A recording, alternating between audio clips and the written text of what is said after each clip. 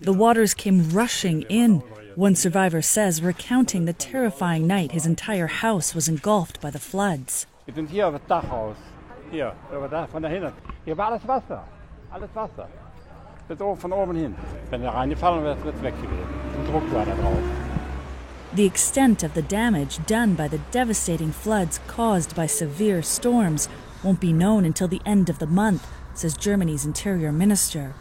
Yet, while this was a rare occurrence, scientists are not at all surprised it happened. This did happen to be a winter with a lot of snow, so there's a lot of moisture already in the ground, and we have had a large amount of rain over many months. And the combination of all of those things, it's waiting for a flood. More moisture is in our atmosphere as a result of decades of accumulated greenhouse gases. We have also reduced the Earth's natural forests, which would help to mitigate the impacts of our pollution, says Professor Schroyers. So imagine that the atmosphere has a blanket around it, and what we're doing is we're pumping more and more heat into that blanket. And that is, of course, impacting weather patterns. And so that can lead to extreme accumulations of moisture in some areas. And then you have these extreme rains that lead to the floods. While cleanup efforts continue, much of the storm is now brewing over the federal government's handling of the impending catastrophe, with some politicians accusing Berlin of not doing enough to alert the people despite meteorologists' warnings. The government rejects that charge, saying the highest level of alert was issued. Dann haben zum Beispiel die Fernseh- und Rundfunkanstalten ihr Programm zu unterbrechen und das zu verlesen.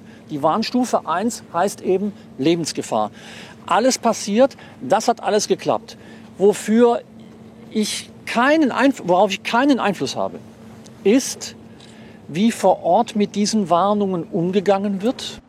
While the politicians may be the most clearly to blame in the eyes of those who have lost so much, the fact is we are all responsible for the devastating weather patterns being experienced worldwide, says Professor Schroyers. We need to be thinking about how do we change our lifestyles so that we become much less dependent on fossil fuels. And we need to think, what can we do to bring nature back?